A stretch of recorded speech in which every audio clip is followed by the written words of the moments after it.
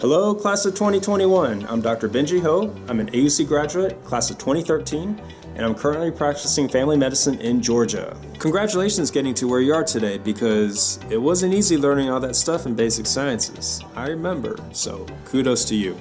Now, it may feel like you're at home stretch right now, but really, it's just the beginning, because you're going to be starting clinical rotations. And the next 2 years is going to be a lot of fun, because all that stuff you learn in basic sciences, you're going to see it in action. And not only will you see it in action, you're going to be part of that action too, because you'll be in the hospital, you'll be with real patients, and you're going to be working alongside doctors, making a difference in people's lives. Now, as a clinical student, you're going to have the privilege to see a lot of things that other students who are not in medicine may not be able to see. You may see the beginning of life when you deliver your first baby during your OB-GYN rotation. You may even see the end of life if you rotate in the emergency room. Your patients may be victims, your patients may be criminals, but as an aspiring physician, you'll learn to treat them equally as human beings. During your medicine rotation, you'll get to see a lot of different diseases, common and rare, and learn how to manage them. During your surgery rotation, you're going to be helping out with a lot of different procedures. And during your psych rotation, you're going to meet people that you don't normally meet anywhere else. You'll meet people who hear things that other people don't hear. You're going to meet people who see things that other people don't see. But the best part of all of this is you get to see patients who improve because of your help. And I think that's very rewarding. The experience you get in clinicals, you'll carry with you into residency and beyond.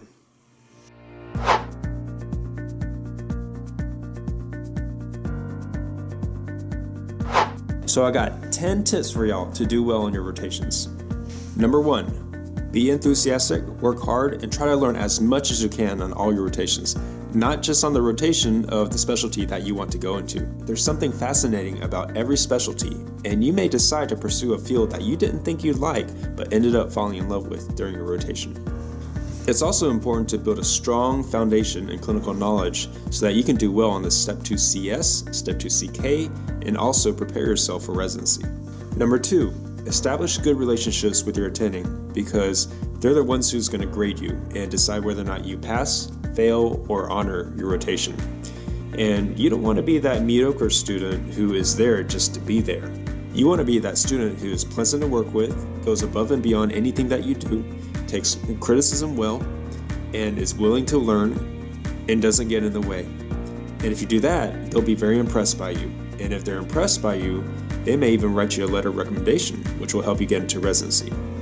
Number 3, try to look for answers before you ask questions to your attendings, because questions that are very simple, that you can easily look up, that are irrelevant, and that kind of wastes the attending's time, and that doesn't look so good. Only ask good questions that are worth answering by your attending. Number 4, offer your help. Ask your attending if there's anything they'd like you to help out on. It's a good gesture and shows that you're willing to work hard and that you'll be a good asset to any residency in the future.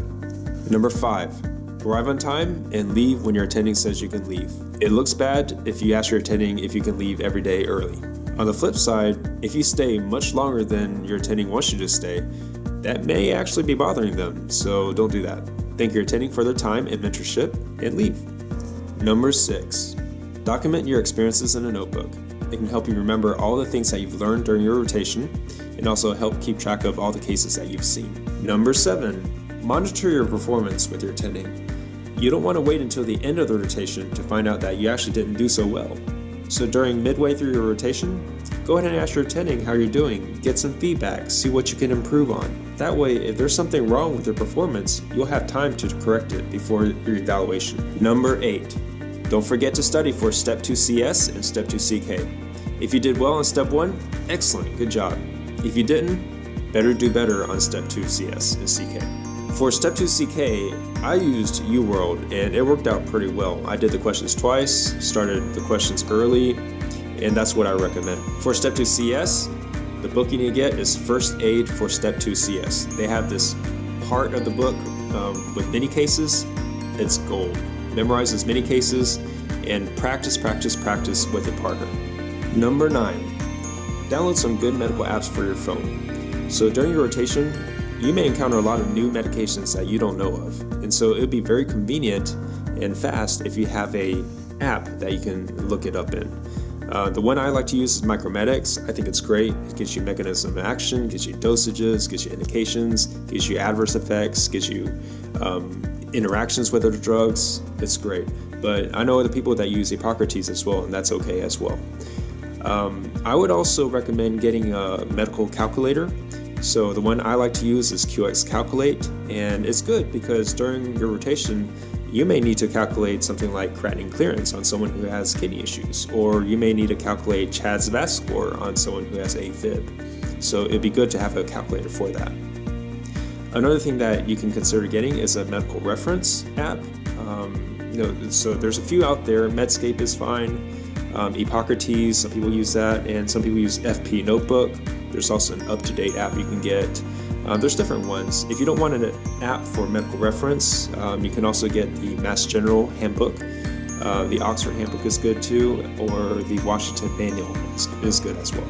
Number 10, learn to do a focused patient exam so that you won't be in the patient's room all day long and make your attending wonder where you are. And what I mean by focused exam, I mean 15 minutes max, because that's how much the SET2CS allows you to have to interview, to physically examine the patient, and to counsel the patient. Well, thanks for watching. Again, my name is Dr. Benji Ho. If you ever want to contact me or ask me any questions, feel free to leave a comment on my blog, Diary of a Caribbean Med Student, at www.caribbeanmedstudent.com. Wishing you all the best on your rotations and best of luck. All right, goodbye.